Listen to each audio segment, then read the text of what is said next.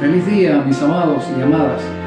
Nuevamente estamos en comunión contigo, esperando que el programa de hoy sea de tu completo agrado y sirva para nuestra edificación espiritual. Hoy tengo un tema interesante. Se refiere a 7 pasos que debemos seguir para obtener la vida eterna. De manera que espero que tengas un lápiz y algún cuaderno o papel donde puedas anotar las citas que vamos a utilizar para confirmar estos 7 pasos. Pero antes te invito a orar. Querido y amantísimo Consolador, Dios nuestro, gracias, Señor, por darnos la oportunidad de volver abrir las Sagradas Escrituras para encontrar en ellas la manera de entrar a la vida eterna. Gracias por capacitarnos y gracias por reprender al enemigo en todo lugar y en todo momento. Gracias por abrir las mentes de nuestros videoyentes a fin de que la luz ilumine sus mentes y tu nombre sea glorificado en sus vidas. Gracias, Jesús. En tu nombre agradecemos estas bendiciones y por favor perdona nuestros pecados. Amén. Bien, mis amados, quiero invitarte primeramente a buscar en tu Biblia en el libro de San Juan, el Evangelio según San Juan, en el capítulo 3. Vamos a ver lo que nos dice el discípulo amado con respecto al primer paso para entrar a la salvación. Capítulo 3, versículo 16 nos dice de la siguiente manera: porque de tal manera amó Dios al mundo que ha dado a su Hijo unigénito, para que todo aquel que en Él cree no se pierda, mas tenga vida eterna. Interesante texto. Ese texto, solamente ese texto,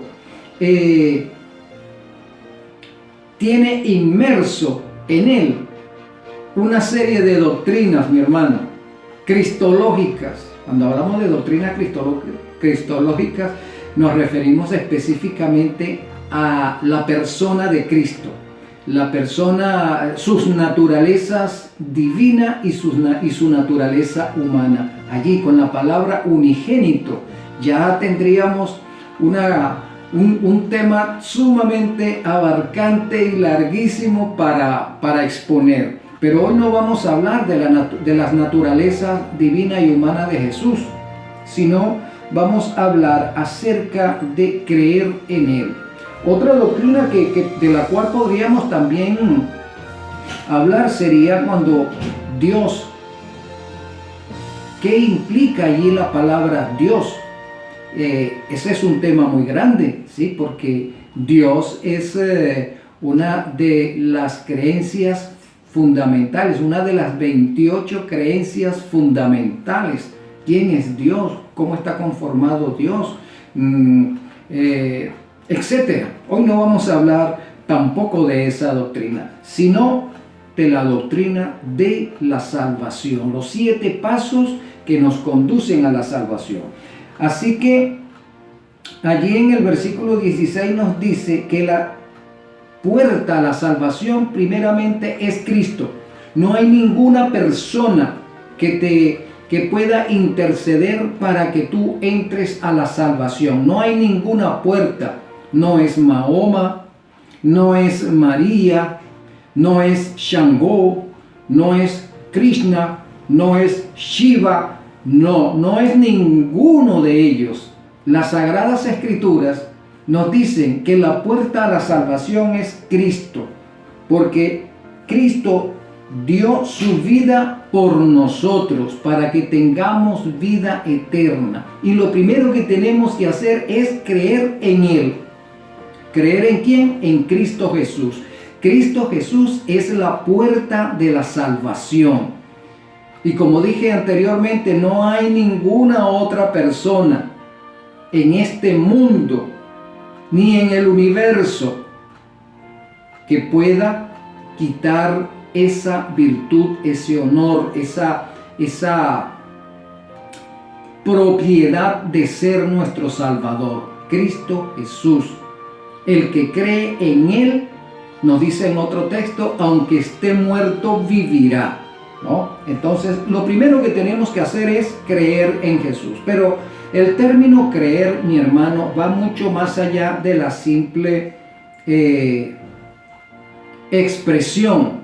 Sí, yo creo en Cristo, sí, yo creo en Dios. Pero eso no es creer en Dios. La palabra creer en Dios tiene unas cuantas implicaciones, porque el término creer es un verbo. Nos indica que hay una acción en ese verbo. Nos indica pues que debemos hacer algo más que simplemente decir creer. Vamos a ver lo que nos dice algunos párrafos que tengo seleccionado, que he extraído de un libro que he escrito y que se encuentra en la plataforma de Amazon.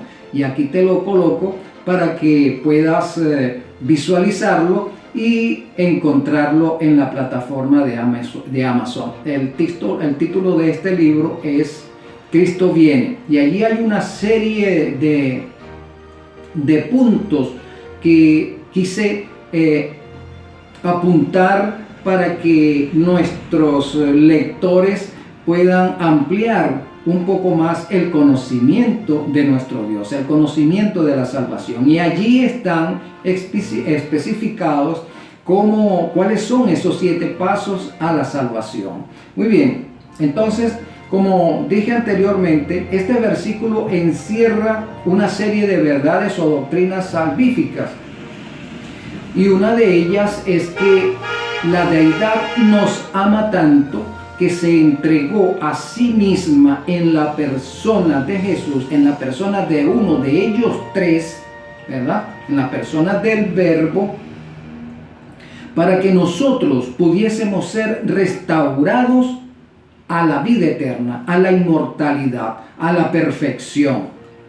Entonces, lo primero que tenemos que hacer es creer que Cristo tiene ese poder, creer que Él es nuestro intercesor, creer que la vida eterna la podemos obtener solamente a través de Él, que Él es nuestro garante, único y suficiente. Oiga esas dos palabras, único, no pueden haber dos, no existen dos de hecho.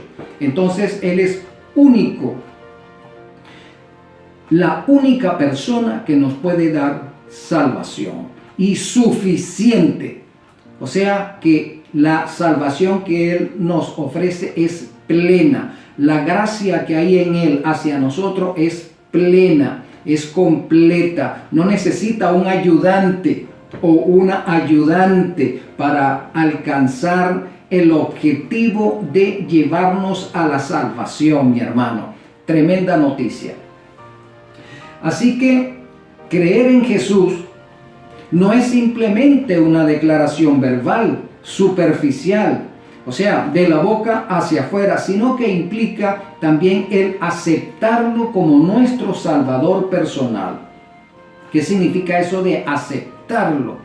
No es solamente decir, sí, yo creo en Él, y sí, yo sé que existió, yo sé que esto y lo otro que tal, pero no estoy dispuesto a asumir una responsabilidad con Él, de comprometerme con Él, de aprender a experimentar gozo con Él, de comprometerme a vivir como Él desea que yo viva en función de mi salvación y la salvación de quienes me rodean, porque ese es otro punto interesante. Jesús nos llama a ser sus testificadores, sus embajadores, sus testigos, sus centinelas, sus atalayas, Cristo nos llama a eso porque Él está interesado en que todo el mundo venga a la salvación. Lamentablemente, y digo lamentablemente, porque no todos están dispuestos a comprometerse con Cristo. No, todos quieren salvarse. Eso es buenísimo que todos quieran salvarse. Lo malo es que nadie quiere comprometerse, o muy pocos quieren comprometerse. No desean abandonar la forma de vida del mundo, sino que quieren entrar a la vida eterna con todos sus vicios, con todas sus pasiones, con todos sus defectos. No están interesados en cambiar ese estilo de vida y tampoco están interesados en que otros entren por esa puerta que es Cristo Jesús a la vida eterna, a la patria celestial.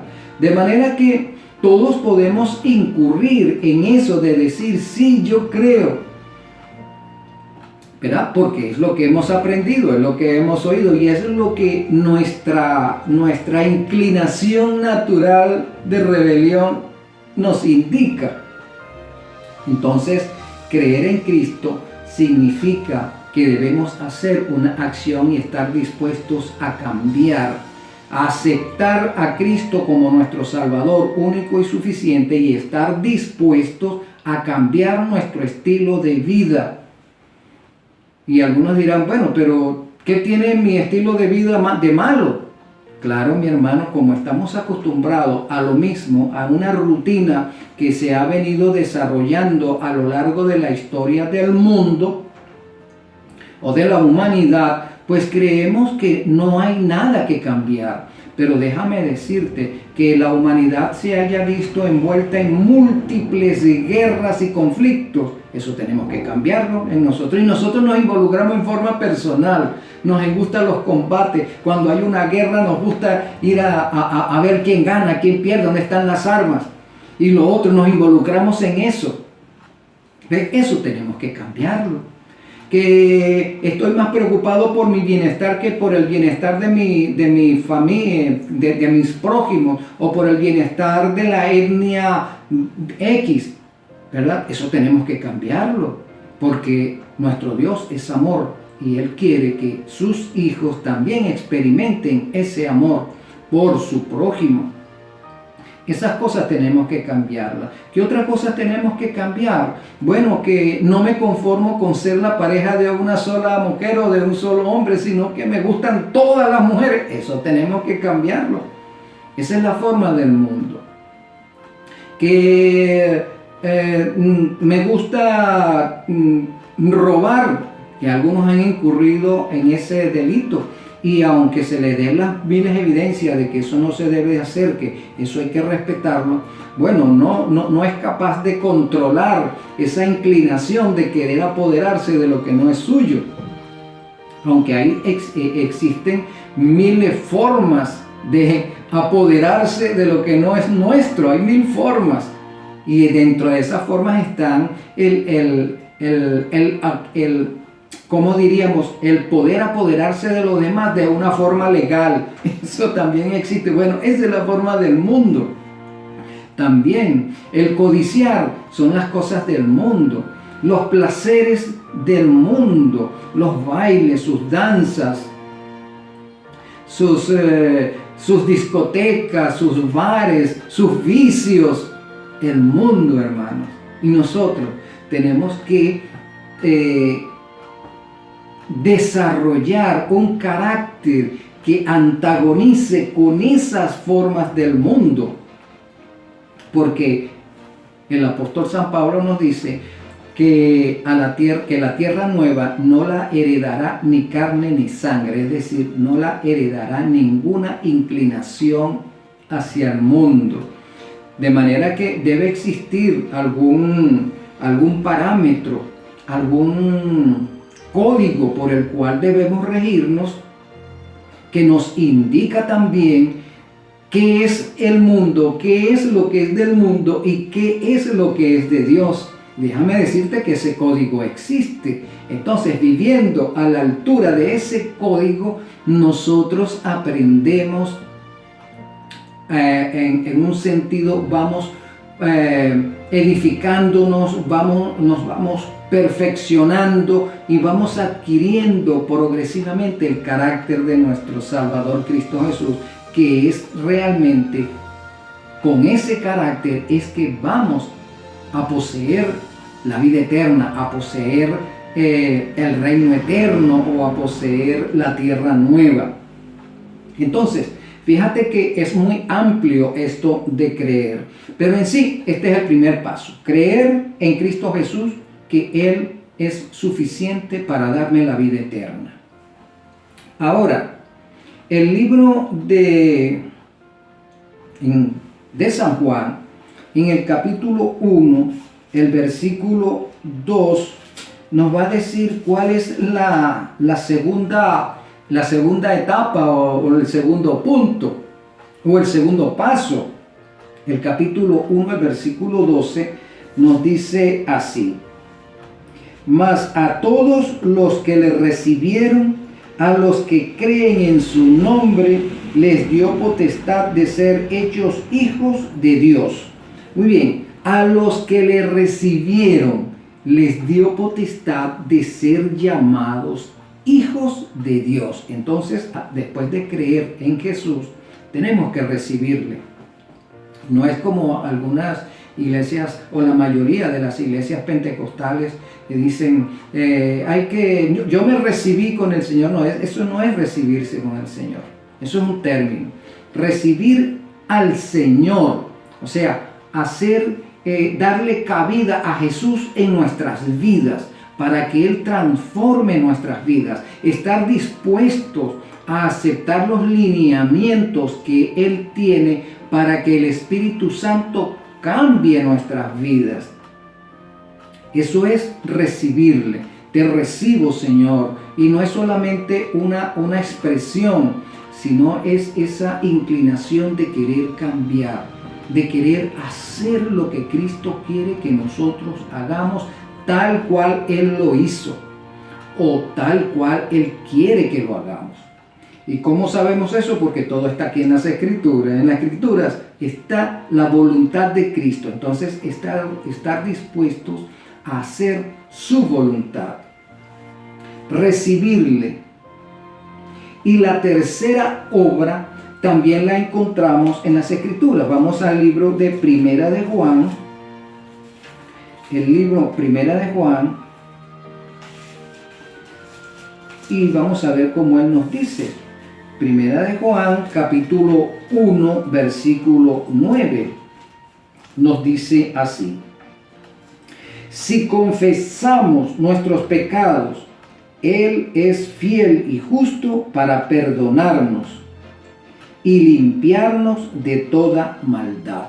Entonces, ¿cuál sería el tercer paso? Confesar nuestros pecados. El confesar nuestros pecados implica que debemos reconocernos pecadores. ¿Sí? Y decir, no, yo no cometo pecado, pues yo no le hago mal a nadie. Pero entonces si decimos así, estamos haciendo a nuestro Dios mentiroso. Porque nuestro Dios dice que nosotros somos pecadores. Nacimos en pecado. Fuimos engendrados en pecado. Arrastramos por lo menos al nacer el pecado original de nuestros primeros padres, es decir, de Adán y Eva. Arrastramos ese pecado, heredamos esa condición de rebeldes, mejor dicho. Pero también, ¿qué cosa arrastramos genéticamente? Las rebeliones de nuestros padres propiamente dicho. Ya no estamos hablando de nuestros primeros padres, Adán y Eva, sino estamos hablando de los que nos engendraron, de papá y mamá. Ellos son pecadores también, ¿cierto? Ellos violentan también la ley de Dios, como todo el mundo violenta la ley de Dios. Entonces somos pecadores, nacimos en pecado, fuimos engendrados primeramente en pecados. Eso viene en nuestros genes, eso está en nuestra sangre, eso está en nuestra inclinación natural. Somos pecadores. Y eso lo vamos a confirmar más adelante a través de las Sagradas Escrituras. Entonces, confesar nuestros pecados esa sería el tercer paso que vamos a hacer. Decir, Señor, yo no me acuerdo o yo no sé en qué he pecado. El Señor te va a decir luego cómo es que tú vas a enterarte de tus pecados. Y eso lo va a hacer cuando te muestre la ley de los 10 mandamientos. Cuando tú te reflejas en esa ley, te das cuenta verdaderamente, yo soy un pecador, ¿verdad? Para nosotros los hombres, que nos gustan las mujeres en forma natural, por supuesto, es nuestra condición, porque si no nos gustasen las mujeres, entonces no seríamos hombres, seríamos gays. Y a las mujeres les gusta a los hombres. Si no fuese así, serían lesbianas. Entonces, cuando yo digo que en la ley de los 10 mandamientos hay uno que se refiere específicamente a mi condición como cónyuge, que debo solamente amar a una mujer y respetarla y olvidarme que existen otras mujeres, pero que yo no he logrado sobreponerme sobre ese gusto pecaminoso, entonces la ley me dice, tú eres un pecador. Y como yo quiero entrar a la vida eterna, yo debo reconocer que lo soy. Sí, Señor, sí soy un pecador. Sí soy un pecador.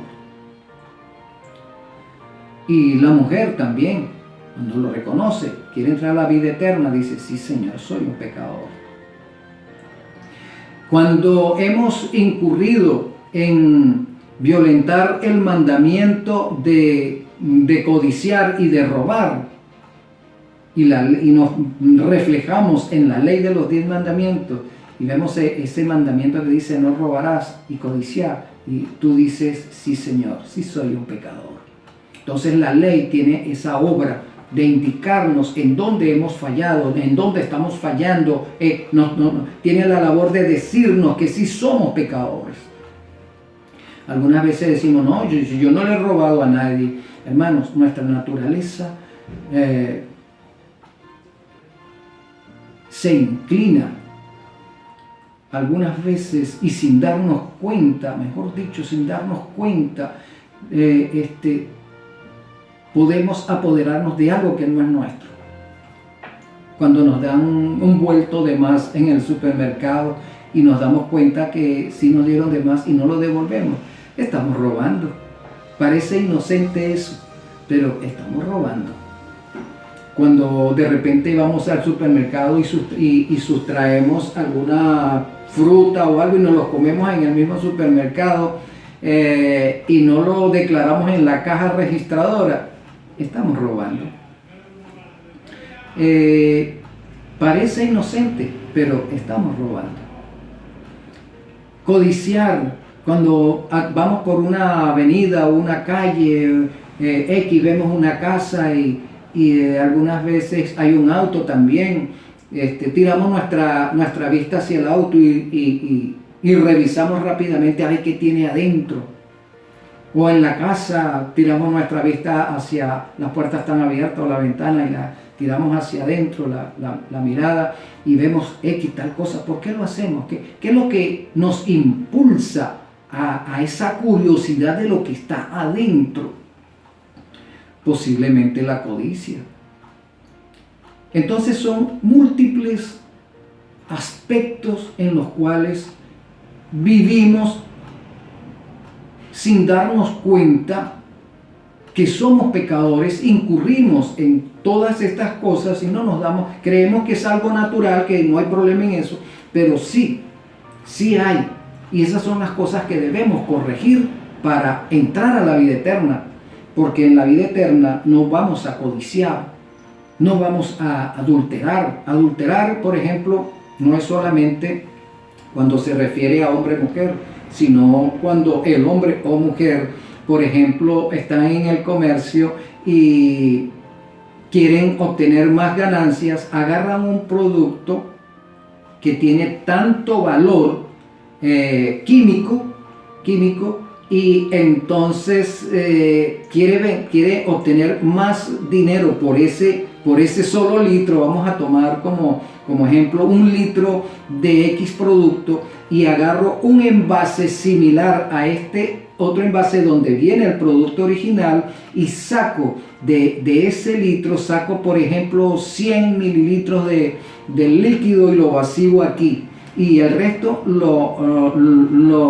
completo con agua y listo, lo vendo en tanto.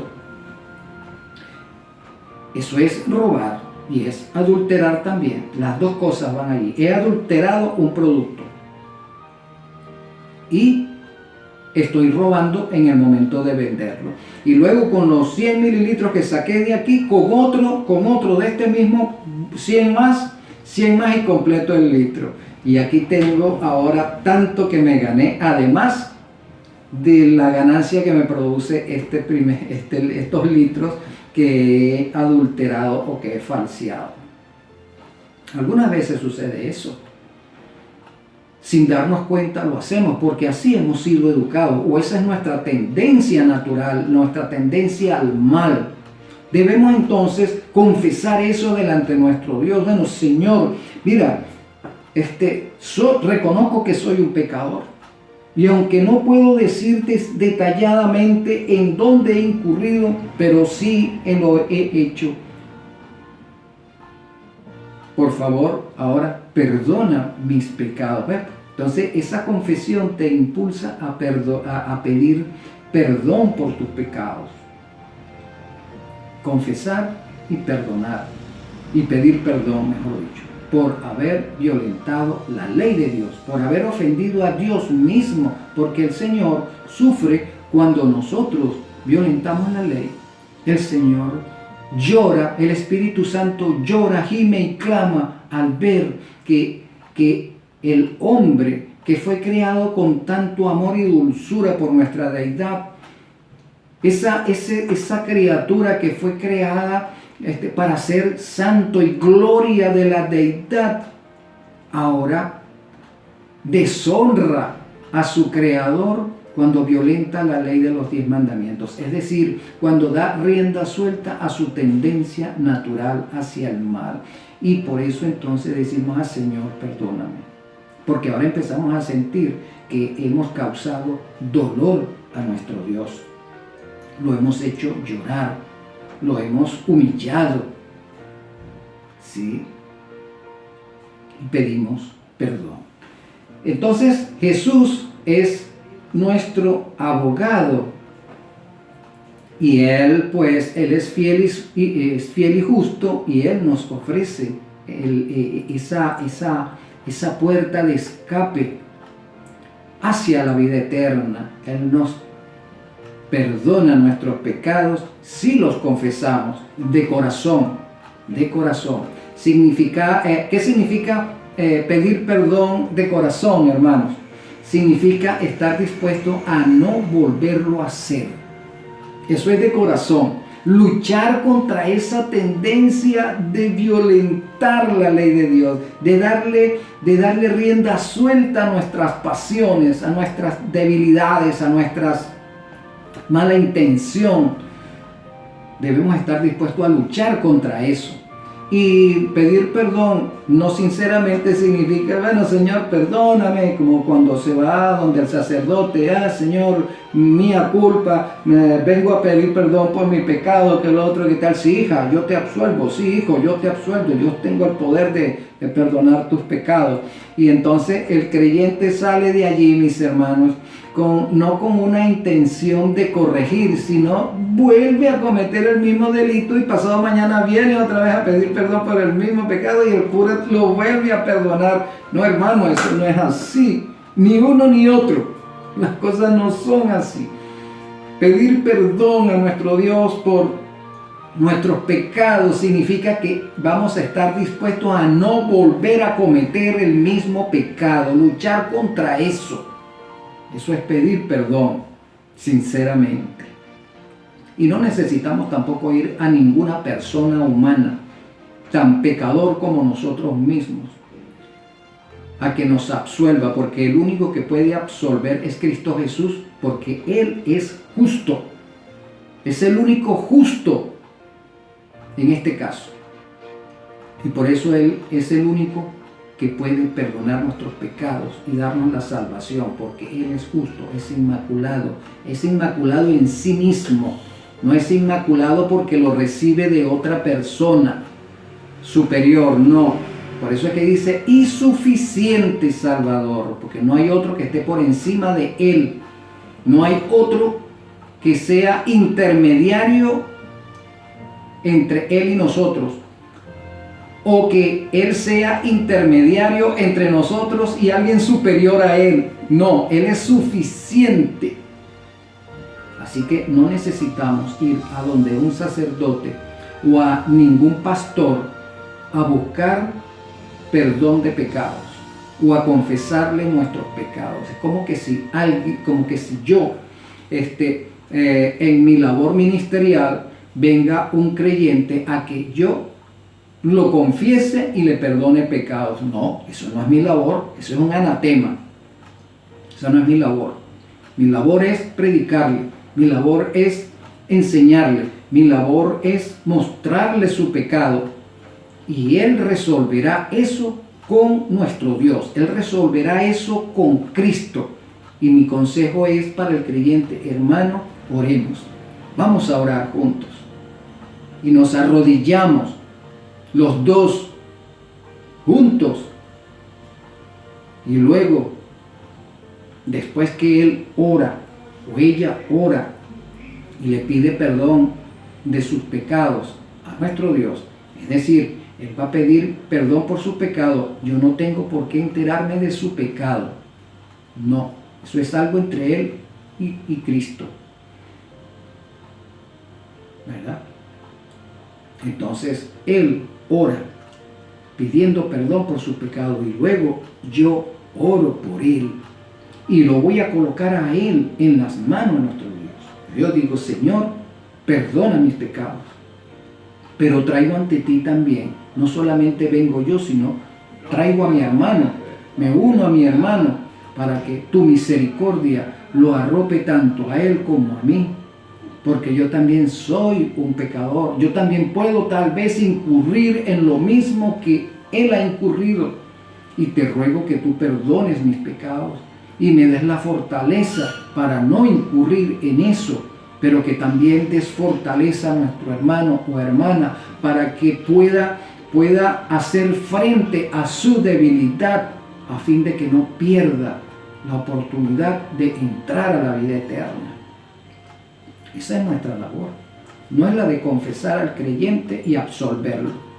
Cristo le dará el perdón, Cristo conoce su intención, Cristo conoce su debilidad. El Espíritu Santo obrará en el creyente, le dará la fortaleza que el creyente necesita para superar su debilidad, etc. Y le dará esperanza, gozo y paz. Y también lo redarguirá cuando vuelva a presentarse la prueba al creyente y el creyente diga que no tiene fortaleza para enfrentar esa debilidad y esté a punto de cometer la violación del mandamiento. El Espíritu Santo aparece allí en su mente y dice: no lo hagas, yo te fortalezco, di que no ahora, vamos, di que no ahora, retírate del lugar, quita ese pensamiento de tu mente, retrae tu mano, vámonos de aquí. Ahí está el Espíritu Santo batallando en ese momento. Ese es el proceso, o uno de los tantos procesos que implica esta etapa o este paso de confesar nuestros pecados y arrepentirnos, que sería el otro paso. Fíjate que cuando alguien dice que no tiene pecado, el libro de Romanos capítulo 3, 23 nos dice: por cuanto todos pecaron, están destituidos de la gloria de Dios. Y cuando es todo, mi hermano, es todo. Todos pecamos, todos nacimos en pecado, todos hemos sido engendrados en pecado. El único inmaculado es Cristo Jesús. Más ninguno sobre esta tierra es inmaculado. o fue inmaculado, o ha sido inmaculado, como tú prefieras. Decir que Moisés, que está en el cielo, bueno, ahora Moisés está en el cielo, fue arrebatado, fue inmaculado. Moisés fue un pecador que se adhirió a Cristo, se aferró a Cristo, que combatió contra sus tendencias al mal, que se arrepintió de sus pecados. Y por eso conocemos la historia de Moisés. Que Elías, el profeta, también hombre sujeto a nuestras debilidades, como dice la Escritura, que combatió contra sus debilidades, que pidió perdón por sus debilidades. Y Elías fue traspuesto. Pero no por ser inmaculado, no, sino porque fue un pecador arrepentido, sinceramente. Y así, todos los que transitaron en este mundo de la mano del Espíritu Santo y su historia está aquí en las Sagradas Escrituras. María Magdalena, la pecadora como se le conoce, que se arrepintió de sus pecados y 7 veces, nos dice los evangelios, nos dice que María incurrió en el pecado 7 veces y Jesús la reprendió 7 veces. Así que María aprendió a luchar contra sus tendencias al mal. María se arrepintió de sus pecados, confesó sus pecados allí delante de Jesús y le lavó los pies con un ungüento y dijo Jesús, pasará la historia de este mundo y en cada generación se hablará de lo que esta mujer ha hecho hoy. Sí. María Magdalena no está en el cielo, no, está en la tumba esperando que su amado Salvador venga a darle la vida eterna.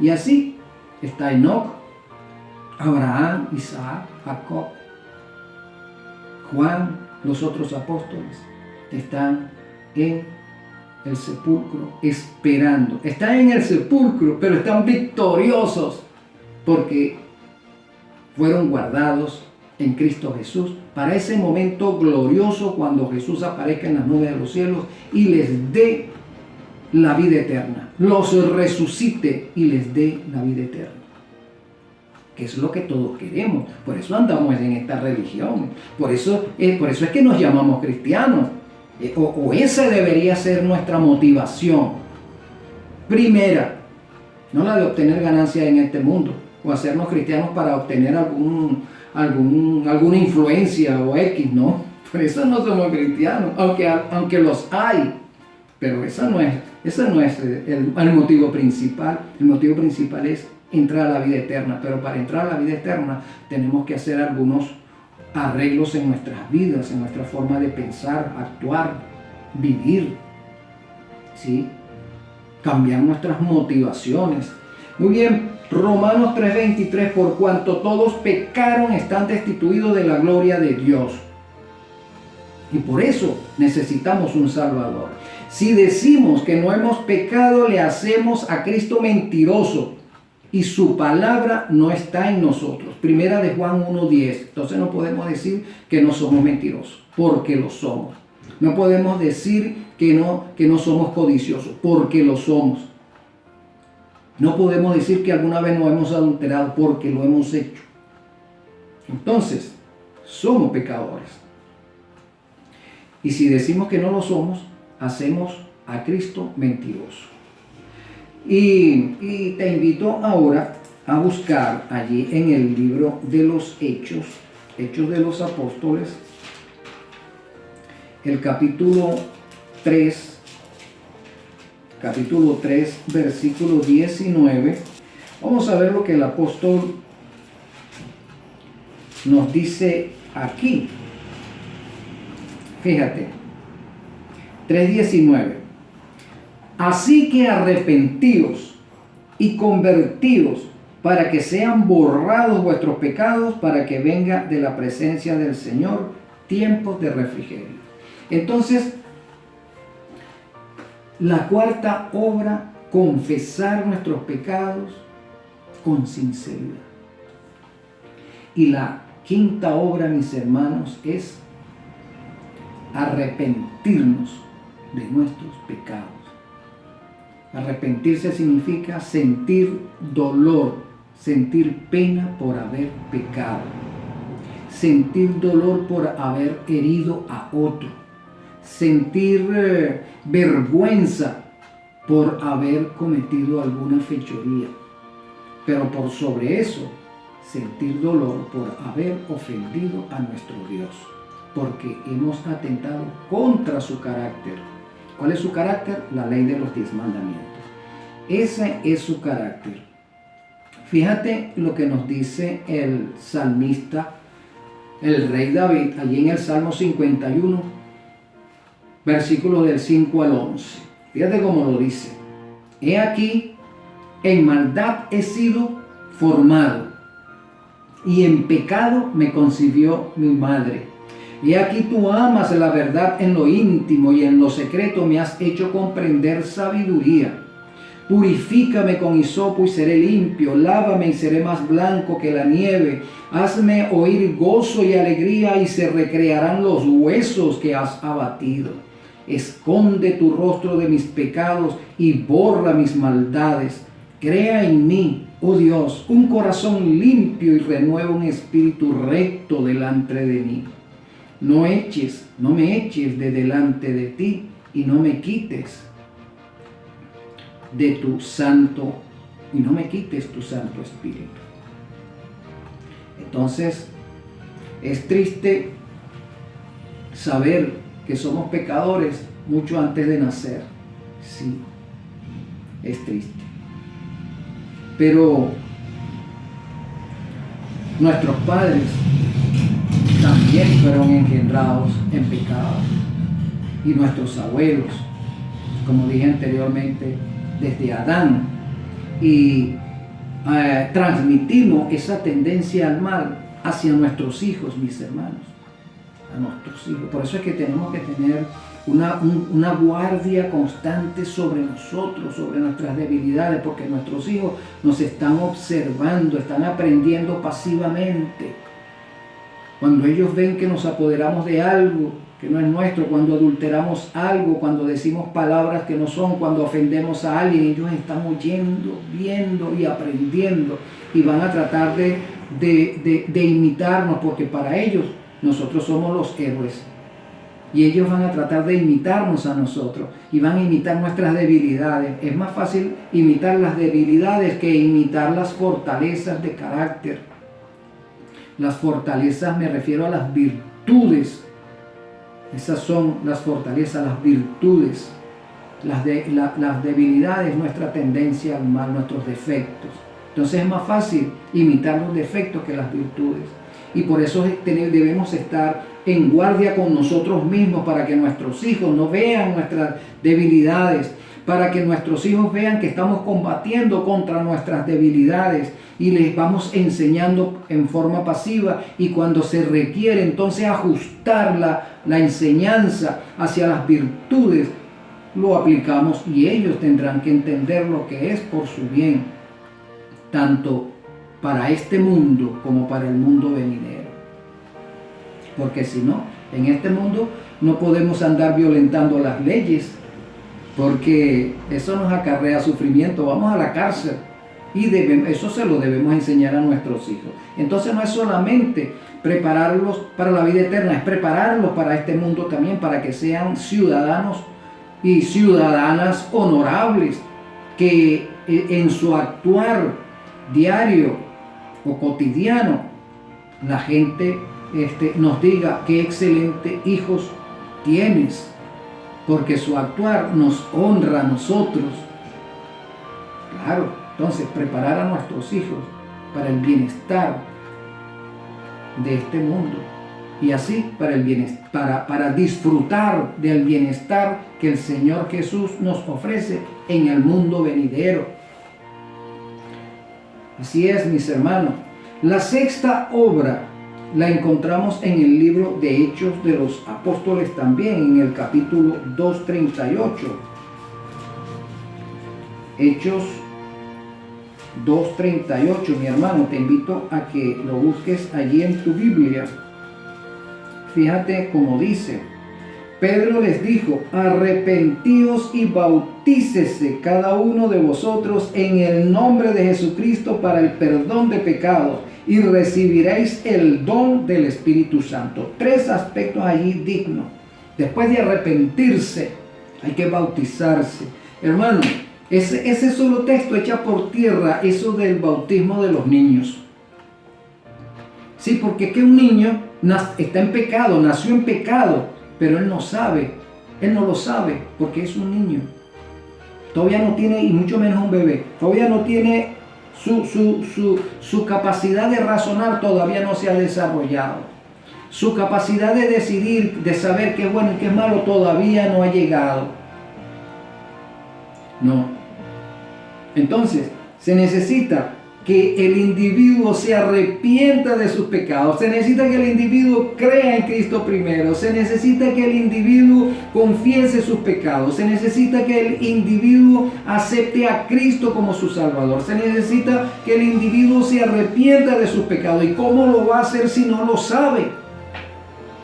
Si su mente no se ha desarrollado. Un niño no tiene la capacidad de decir: yo creo en Cristo, yo quiero vivir de acuerdo a la voluntad de Cristo. Un niño no tiene la capacidad de eso. Por eso es que el bautismo de los niños no es valedero. Tiene que ser un adulto o tiene que ser un joven, una persona que ya sepa lo que está haciendo y que sepa que está adquiriendo un compromiso de salvación con su Salvador. Entonces el texto nos dice: bautícese cada uno de vosotros en el nombre de Jesucristo, y entonces sus pecados serán perdonados. ¿En el nombre de quién se va a bautizar? En el nombre de la deidad, ¿verdad? Jesucristo, el Padre, el Espíritu Santo, los 3 son nuestro Dios. Entonces nos vamos a bautizar en el nombre de la deidad. De Jesucristo hace hincapié el texto, porque es que Jesucristo representa tanto al Espíritu como al Padre, y se representa a sí mismo, porque los 3 no laboran cada uno por su lado. Los 3, lo que dice uno, el otro lo confirma, o los otros 2 lo confirman, o lo corroboran. Entonces no es que algunos dicen: no, que es en el nombre de Jesucristo solo. Sí, eso no hay problema. Pero si tú quieres incluir a los otros 2 también, porque son 3, es la deidad que está trabajando en función de tu salvación, no es uno solo. Son los 3. El Padre está sentado en su trono, esperando que Jesucristo y el Espíritu Santo resuelvan el problema en que está metida la deidad. Sí, mi hermano, la deidad está metida en un problema. ¿Cuál es el problema? Satanás lo acusó de ser un tirano. Satanás acusa a Dios de obligar a sus criaturas a que se sometan a una ley inguardable, en una ley insoportable, que cuartea las libertades de las criaturas. Entonces la deidad, Padre, Verbo y Espíritu Santo están en entredicho en el universo, están acusados de ser tiranos.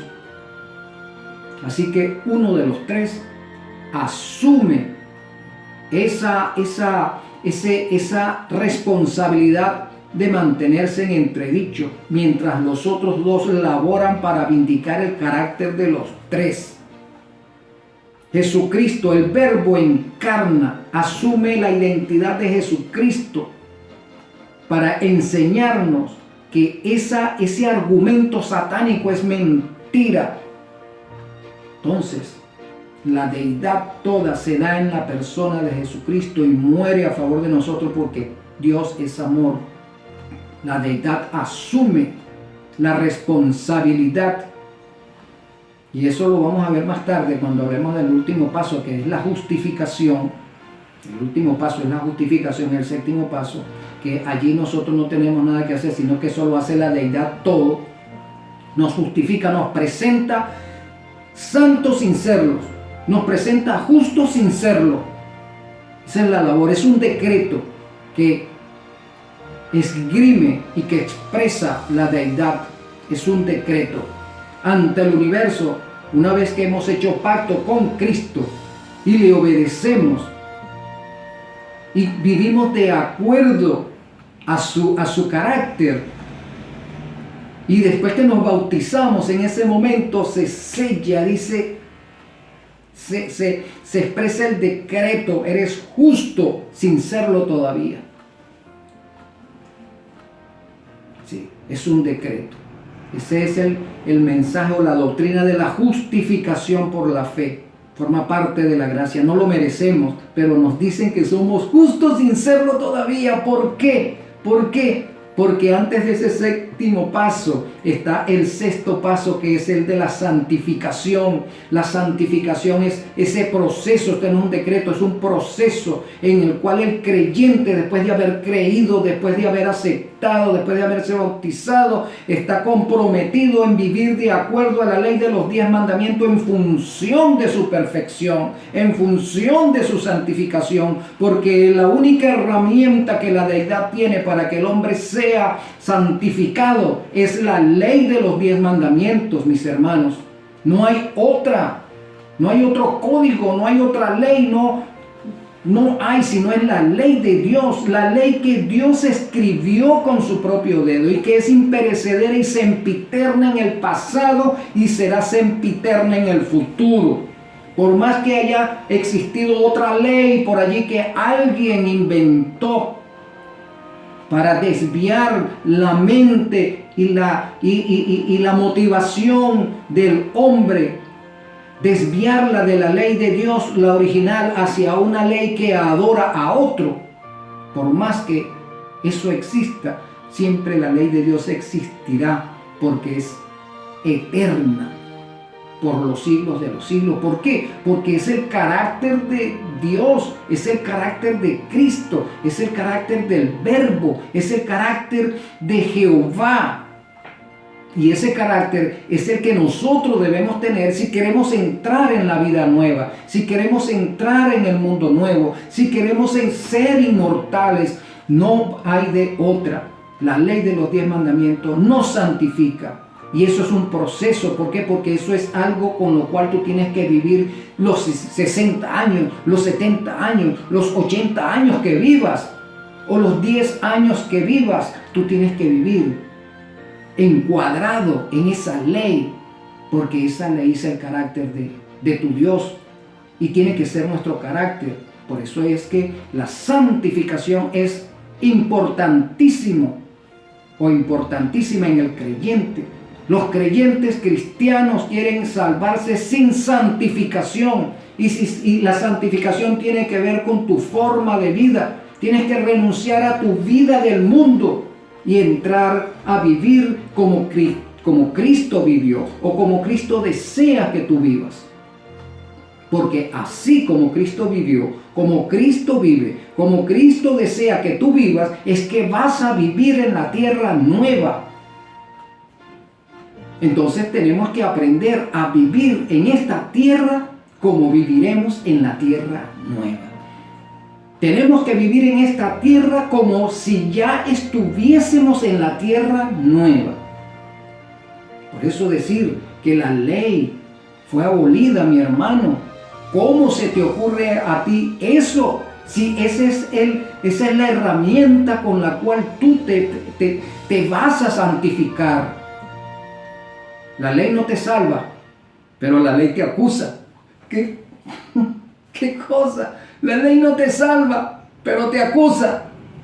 Y si te acusa, Cristo no te puede salvar, porque la ley te acusa. La ley dice que tú eres un reo y tienes que pagar, y lo vas a pagar con la muerte eterna. Por eso es que la ley y Cristo van juntos. La ley y Cristo van juntos. La ley te acusa. La ley te persigue. Pero cuando tú vives a la altura de la ley te protege. La ley te protege. Cuando Cristo Busca en los libros cómo ha sido tu vida. La ley no aparece por ninguna parte, porque la ley no tiene caso contra ti, porque has vivido de acuerdo a la ley. Has vivido en santidad, mi hermano. Eso es vivir en santidad, eso es santificación, vivir de acuerdo a la ley. Eres irreprochable. No hay nada contra ti. La ley dice que no tiene caso contra ti. Entonces Cristo dice, si no hay caso contra Enrique Herrera, este hombre es santo, este hombre es justo, este hombre hay que darle la vida eterna, así que es mío, hermano. Y eso mismo dice el Señor contigo. Pero si cuando se abren los libros está la ley presente y dice Enrique Herrera es culpable, fue un ministro falso, enseñó mentiras, vivió así, diciendo que era mentira, violentó el mandamiento conyugal. Enrique le metía mentira a sus feligreses. Eso va a decir la ley. Enrique enseñó a sus feligreses a violar el sábado, a violar nuestra señal. Enrique enseñó a los feligreses a adorarse a sí mismo, a adorar al Estado, a adorar una política, a adorar dioses falsos. Eso lo enseñó Enrique. Eso lo dice la ley. Jesús dice, no puedo darle la vida eterna. Enrique abusó del manto de justicia, porque él dijo que reconocía a Cristo como su Salvador y se comprometió a guardar los mandamientos, pero no lo hizo. Y enseñó así. Por eso es que la palabra dice, maldito aquel que enseña de esa manera. Entonces, mis hermanos, ¿cómo queremos ser presentados en el tribunal de Cristo? Habiendo trabajado en función de utilizando estos 7 pasos en función de nuestra salvación, o queremos ser presentados en el tribunal de Cristo como personas nominales, que nos hicimos llamar cristianos, pero que no quisimos vivir como cristianos. Enrique no quería vivir de parranda en parranda. Enrique se tomaba licor. Enrique vivía en las fiestas, en las discotecas, y dice que era ministro. Enrique hizo eso. Enrique enseñó a sus feligreses a violentar la ley. ¿Cómo va a entrar Enrique a la salvación, mi hermano? Por eso es que decir que cuando nos morimos nos vamos al cielo, esa es una herejía garrafal. Eso no es así. Hay un tribunal que está funcionando ahorita. Ya hemos estudiado eso en otra clase. De manera, mis hermanos, que el proceso de la santificación es importante en nuestra vida, porque sobre nosotros también pende un decreto de justificación. El Señor ha declarado que somos justos, ha decretado que somos justos si vivimos en santificación, viviendo en santificación, habiendo creído en Cristo, habiendo obedecido a Cristo, habiéndonos bautizados en el nombre de Cristo y habiendo vivido como Cristo desea que vivamos. Si descubro que hoy he cometido un error, arrepentirme de ese pecado y procurar por todos los medios no volver a incurrir en ese pecado. Debo confesarlo y comprometerme con el Señor de no volverlo a hacer. Pero como soy débil, entonces pido poder al Espíritu Santo para que cada día me lo dé a fin de que yo pueda vencer esas tendencias al mal y experimentar el gozo de vivir en santidad, de vivir en santificación, mi hermano. Bien, mis hermanos, espero que esta hora de estudio y de análisis nos haya servido tanto a ti como a mí. Espero que tengas un buen día o una buena tarde, dependiendo de donde te encuentres y la hora en que puedas estar viendo este video. Te invito a que oremos. Querido y amantísimo Consolador, gracias porque hoy nuevamente has iluminado nuestras mentes. Gracias porque estás dispuesto a corroborarnos en la fe día tras día, a darnos el poder para vencer, a darnos la iluminación que necesitamos para saber discernir entre lo que es bueno y lo que es malo, discernir en quiénes son los líderes fieles que están trabajando contigo y aquellos que se dicen que trabajan contigo pero que no lo son. Señor, gracias porque nuestra familia está bajo tu resguardo, porque tú has suplido cada necesidad, porque tú laboras en cada uno de los integrantes de nuestra familia en función de la salvación. Ayúdanos, Señor, como miembros de nuestras familias, a nosotros los hombres como sacerdotes de nuestro hogar. Capacítanos para ser ejemplo de nuestros hijos y ejemplos para nuestra esposa. Capacita a nuestra esposa también para ser la ayuda idónea que necesitamos en función de la prosperidad y la santidad de nuestros hogares, Señor.